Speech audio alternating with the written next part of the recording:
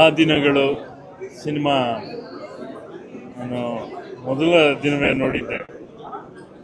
ಅದು ಭಾಳ impact ಮಾಡಿದ್ದಂಥ cinema. 80-90ರ ದಶಕವನ್ನು ಭಾಳ ಅದ್ಭುತವಾಗಿ ಪೋರ್ಟ್ರೇಟ್ ಮಾಡಿದರು. ಈ ಸಿನಿಮಾ ಕೂಡ ಅದೇ ಕುತೂಹಲದಲ್ಲಿ, ಬಲರಾಮನ ದಿನಗಳು ಕೂಡ ಅದೇ ಕುತೂಹಲದಲ್ಲಿ ಬಂದೆ.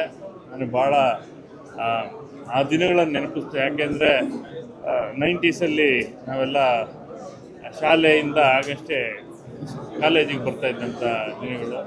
ಬಲರಾಮನ ಆ ಕಥೆಯಲ್ಲಿ ಬರುವಂಥ ಅನೇಕ ಪಾತ್ರಗಳು ಅಥವಾ ಆ ಸನ್ನಿವೇಶದಲ್ಲಿ ಇದ್ದಂಥವ್ರು, ನೋಡಿದ್ದವರು, ಒಂದು ರೀತಿ ಸಾಕ್ಷಿ ಪ್ರಜ್ಞೆ ಆಗಿದ್ದಂಥವ್ರು. ಬನ್ನಿ. ಹಾಗಾಗಿ ಭಾಳ ಚೆನ್ನಾಗಿದೆ. ಒಂದು ಒಳ್ಳೆ ಎಮೋಷನ್ ಕೂಡ ಇರುವಂಥ ಸಿನಿಮಾ. ಪಾತ್ರಗಳು, ಎಲ್ಲ ಪಾತ್ರಗಳನ್ನು, ಬೇರೆ ಬೇರೆ ಸಣ್ಣ ಸಣ್ಣ ಪಾತ್ರಗಳಾದರೂ ಕೂಡ ಆ ಪಾತ್ರಗಳೆಲ್ಲ ನೆನಪುಳಿಯೋ ಹಾಗೆ ಇರುವಂಥದ್ದು. ತುಂಬ ಚೆನ್ನಾದ ಒಳ್ಳೆಯ ಕ್ಯಾನ್ವಾಸ್ ಇದು ಸಿನಿಮಾಗೆ. ಒಳ್ಳೆಯದಾಗಲಿ ಅಂತ ಹಾರೈಸ್ತೀನಿ. ಇಂಥ ಸಿನಿಮಾಗಳನ್ನು ಯಾಕೆ ನೋಡಬೇಕು ಅನ್ನೋ ಪ್ರಶ್ನೆ ಉದ್ಭವ ಆದರೆ ಒಂದೇ, ನಮಗೆಲ್ರಿಗೂ ಒಂದು ನಾಸ್ಟಾಲ್ಜಿ ಅಂತೀವಲ್ಲ, 80-90ರ ದಶಕದ ಬೆಂಗಳೂರು ಮತ್ತು ವ್ಯಕ್ತಿಗಳು, ಪಾತ್ರಗಳು, ಭೂಗತ ಲೋಕದ ಪಾತ್ರಗಳು, ಅವುಗಳನ್ನು ನೋಡೋದೊಂದು ಥ್ರಿಲ್. ಆ ಥ್ರಿಲ್ಲನ್ನು ಈ ಸಿನಿಮಾದ ಮೂಲಕ ಪೂರೈಸಿದ್ದಾರೆ ಚೈತನ್ಯ ಅವರು.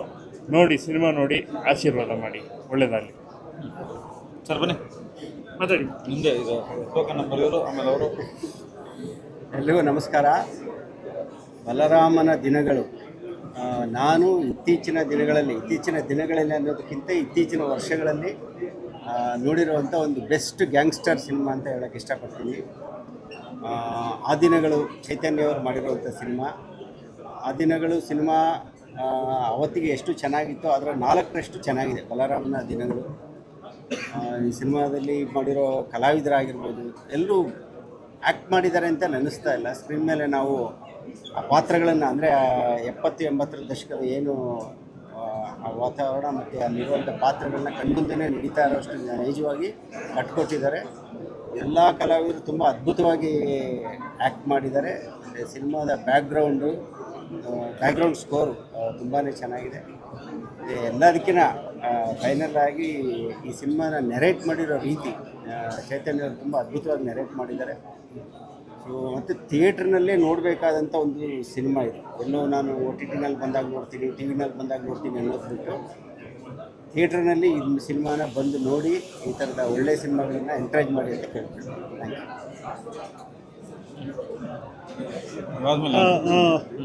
ಆ ದಿನಗಳು ನಂತರ ಚೈತನ್ಯವರು ಮತ್ತೊಂದು ಕಲ್ಟ್ ಸಿನಿಮಾ ಕೊಟ್ಟಿದ್ದಾರೆ ಅಂತ ಹೇಳ್ಬೋದು. ಇದೇ ಕತೆ ಬಹುಶಃ ಕೆಲವರು ನಿರ್ಮಾಪಕರ ಕೈಯಲ್ಲಿ ಒಂದು ಮಾಸ್ ಎಂಟರ್ಟೈನರ್ ಸಿನಿಮಾ ಆಗ್ಬೋದು, ಆದರೆ ಚೈತನ್ಯ ಅವ್ರ ಕೈಯಲ್ಲಿ ಇದೊಂದು ಕಲ್ಟ್ ಸಿನಿಮಾ ಆಗಿದೆ.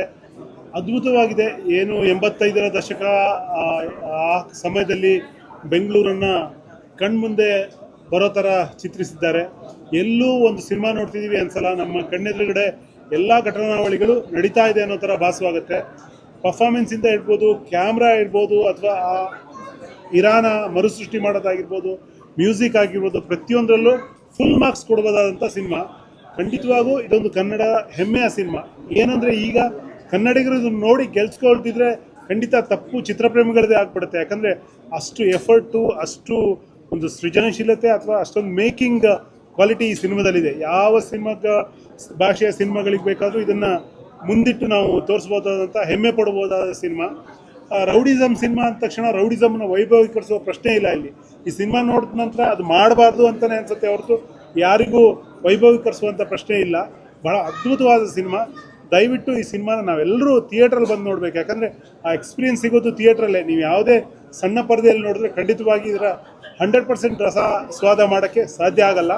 ದಯವಿಟ್ಟು ಬಲರಾಮನ ದಿನಗಳು ಕನ್ನಡದ ಒಂದು ಅದ್ಭುತ ಸಿನಿಮಾ, ತಾಂತ್ರಿಕವಾಗಿ ಬಹಳ ಮೇಲ್ಮಟ್ಟದಲ್ಲಿದೆ.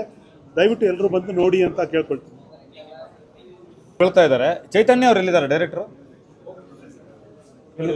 ಕೆಳಗಡೆ ಹೋಗಿದಾರಂತೆ. ಈ ಸಿನಿಮಾದಲ್ಲಿ ಒಂದು ಪ್ರಾಬ್ಲಮ್ ಇದೆ. ಈ ಸಿನಿಮಾದ ಒಂದೇ ಒಂದು ಸಮಸ್ಯೆ ಏನಂದರೆ, ಈ ಸಿನಿಮಾ ಕನ್ನಡ ಸಿನಿಮಾ ಆಗಿದೆ. ಬೇರೆ ಭಾಷೆಯ ಸಿನಿಮಾ ಆಗಿದ್ದಿದ್ರೆ ನಾವೆಲ್ಲರೂ ನಮಗೆ ಉತ್ಪ್ರೇಕ್ಷೆ ಮಾಡಿಕೊಂಡು ನಮ್ಮ ಸೋಷಿಯಲ್ ಮೀಡಿಯಾನ, ನಮ್ಮ ಟೈಮನ್ನು ಎಲ್ಲದನ್ನು ಬಳಸಿ ಈ ಸಿನಿಮಾನ ನಾವೇ ಪ್ರಚಾರ ಮಾಡ್ತಾ ಇದ್ವಿ. ಆದರೆ ಇದು ಕನ್ನಡ ಸಿನಿಮಾ ಆಗಿರೋದ್ರಿಂದ ಒಬ್ಬ ನಿರ್ದೇಶಕ ಇಷ್ಟು ಸೃಜನಶೀಲವಾಗಿ ಒಂದು ಸಿನಿಮಾ ಮಾಡಿ ಇಷ್ಟು ಜನರನ್ನ ಕರೆದು ಸಿನಿಮಾ ತೋರಿಸಿದ ಮೇಲೆ ಕಲೆಕ್ಷನ್ ಬರ್ತಾ ಇಲ್ಲ, ಮುಂದಿನ ವಾರಕ್ಕೆ ಸಿನಿಮಾ ಉಳಿಸ್ಕೋಬೇಕು ಅಂದರೆ ನೀವೆಲ್ಲರೂ ಕೈ ಜೋಡಿಸ್ಬೇಕು ಅಂತ ಕೇಳ್ಕೊಳ್ಬೇಕಾದಂಥ ಒಂದು ಪರಿಸ್ಥಿತಿ ಬಂದಿದೆ. ನಾನು ಕ್ರೈಮ್ ಜರ್ನಲಿಸ್ಟಾಗಿ 28 ವರ್ಷ ಕೆಲಸ ಮಾಡಿದ್ದೀನಿ. ಇವರೆಲ್ಲರನ್ನೂ ಆಲ್ಮೋಸ್ಟ್ ನೋಡಿದ್ದೀನಿ. ಇವರೇನು ಶಿವರಾಜ್ ಅಂತ ಹೇಳ್ತಾ ಇದ್ದಾರೆ, ಅಜೀಮ್ ಅಂತ ಹೇಳ್ತಾ ಇದ್ದಾರೆ, ಬಲರಾಮ ಅಂತ ಕ್ಯಾರೆಕ್ಟರ್ ಹೇಳ್ತಾ ಇದ್ದಾರೆ, ಶಶಿಧರ್ ಅಂತ ಹೇಳ್ತಾ ಇದ್ದಾರೆ, ಕತ್ತಿ ಅಂತ ಹೇಳ್ತಾ ಇದ್ದಾರೆ, ಏನು ಆಫೀಸರ್ಸ್ ಕ್ಯಾರೆಕ್ಟರ್ ಬರ್ತಾ ಇದೆ. ಎಲ್ಲರೂ ನಾನು ಆಲ್ಮೋಸ್ಟ್ 90% ಜನರನ್ನು ನೋಡಿದ್ದೀನಿ. ಒಬ್ಬ ಸಿನಿಮಾದ ನಿರ್ದೇಶಕ ಡಿಸಾನೆಸ್ಟ್ ಆಗ್ಬೋದಾಗಿತ್ತು, ಅಪ್ರಾಮಾಣಿಕ ಆಗ್ಬೋದಾಗಿತ್ತು. ಒಂದಷ್ಟು ಚಪ್ಪಾಳೆಗಳಿಗೋಸ್ಕರ, ಒಂದಷ್ಟು ಕಮರ್ಷಿಯಲ್ ಪಾಯಿಂಟ್ಗಳಿಗೋಸ್ಕರ ಈ ಸಿನಿಮಾದಲ್ಲಿ ತುಂಬ ಸ್ಕ್ರಿಪ್ಟ್ ಟೈಮಲ್ಲಿ ಬೇರೆ ಬೇರೆ ಸಂದರ್ಭದಲ್ಲಿ ಉತ್ಪ್ರೇಕ್ಷೆ ಮಾಡ್ಬೋದಾಗಿತ್ತು, ಮ್ಯಾಗ್ನಿಫಿಕೇಶನ್ ಮಾಡ್ಬೋದಾಗಿತ್ತು, ಬೇರೆ ಏನೆಲ್ಲ ಮಾಡ್ಬೋದಾಗಿತ್ತು. ಆದರೆ ಚೈತನ್ಯ ಈ ಸಿನಿಮಾ ತಂಡ ಏನು ಮಾಡಿದ್ದಾರೆ ಅಂದರೆ ಒಂದು ಪ್ರಾಮಾಣಿಕವಾದಂಥ ನೈಜವಾದಂಥ ಒಂದು ಪ್ರಯತ್ನನ ಮಾಡಿದ್ದಾರೆ. ಈ ಸಿನಿಮಾ ನೋಡಿದಾಗ ನನಗೆ ಅನಿಸಿದ್ದಿಷ್ಟೇ, ರಕ್ತ ಕೇವಲ ಬಣ್ಣ ಅಲ್ಲ, ಅದು ಬದುಕು ಕೂಡ ಆಗಿರುತ್ತೆ. ನನಗೆ ಗೊತ್ತಿರೋಂಗೆ ಬಲರಾಮ ಮೋಸ್ಟ್ ಸ್ಟೈಲಿಶ್ ರೂಢಿಯಾಗಿದ್ದ. ಅವನ ಜೀವನನೇ ತುಂಬ ಬೇರೆ ಥರ ಇತ್ತು. ಫಸ್ಟ್ ಒಂದು ಡಿಸ್ಕ್ಲೇಮರ್ ಹಾಕ್ತಾರೆ ಚೈತನ್ಯ. ನಾನು ಇಲ್ಲಿ ಇದ್ದಿದ್ರೆ ಅವ್ರನ್ನ ನೇರವಾಗಿ ಕೇಳ್ತಾ ಇದ್ದೆ, ಯಾಕೆ ಡಿಸ್ಕ್ಲೇಮರ್ ಹಾಕ್ತಾರೆ ಗೊತ್ತಿಲ್ಲ, ಇದು ಕಾಲ್ಪನಿಕ ಕತೆ, ಈ ಕತೆ ಸತ್ಯ ಕತೆ ಅಲ್ಲ, ವಾಸ್ತವಾಂಶಕ್ಕೆ ದೂರ ಇದೆ, ನಾವೊಂದು ಕ್ರಿಯೇಟಿವ್ ಮಾಡಿದ್ದೀವಿ ಅಂತ. ಇಲ್ಲ, ಇದು ಸತ್ಯವಾದ್ದೇ ಕತೆ, ನಮ್ಮ ನಡುವೆನೇ ನಡೆದಿರೋ ಕತೆ. ಆ ಕಾನೂನು ಪ್ರಕರಣ ಹೇಳ್ತಾ ಇದ್ದೀನಿ, ಯಾಕಂದರೆ ಜೀವಂತವಾಗಿ 2 ಕಾಲ್ಗಟ್ಟನ್ನು ನೋಡಿದವರು ಇಲ್ಲಿ ಇದ್ದೀವಿ. ಈಗ ರವಿವರ್ಮ ಮಾಸ್ಟರ್ ಕೆಲಸ ಮಾಡಿದ್ದಾರೆ, ಬೇರೆ ನಮ್ಮ ವೇಣು ಅವರು ಕೆಲಸ ಮಾಡಿದ್ದಾರೆ. ತುಂಬ ಒಂದು ತಂಡ ತುಂಬ ಚೆನ್ನಾಗಿ ಮಾಡಿದೆ. ಇವತ್ತು ಇನ್ನೊಂದು ಸಲ ಹೇಳ್ತೀನಿ, ಈ ಸಿನಿಮಾದ ಸಮಸ್ಯೆ ಕನ್ನಡ ಸಿನಿಮಾ ಆಗಿರೋದು ಅಂತ ಈ ಚರ್ಚೆಯಲ್ಲಿ ಬಂತು.